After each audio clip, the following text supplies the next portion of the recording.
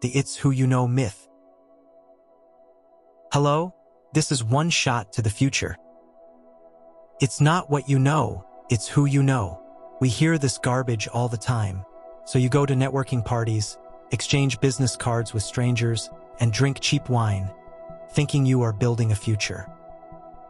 Let me break it to you, you are wasting your life. If you have no skills and no value, that is not networking. That is just begging. You are just a nuisance trying to leech off someone else's success. 0 multiplied by anything is still 0. Do the math.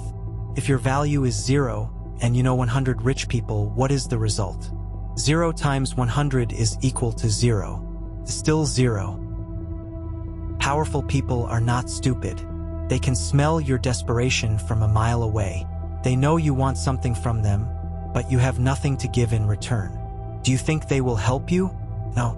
They will block your number the moment you leave. Relationships are an exchange of value. If you bring nothing to the table, don't sit at the table. Don't chase bees, grow flowers. Stop chasing people. It's pathetic.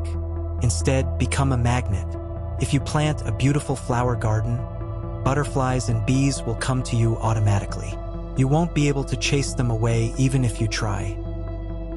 Spend that time alone. Sharpen your skills. Build your business.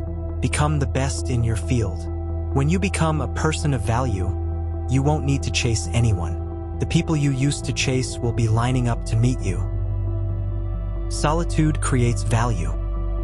Networking is a distraction for those who are afraid of being alone. Real winners love solitude because that is when they build their weapons. Stop handing out business cards. Start building yourself.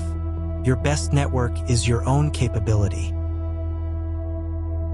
Put down the phone. Go back to your cave and work. Make them come to you. In the next video, we will talk about why collecting certificates is a sign of anxiety. Certificates are for cowards. Thank you. This was one shot to the future.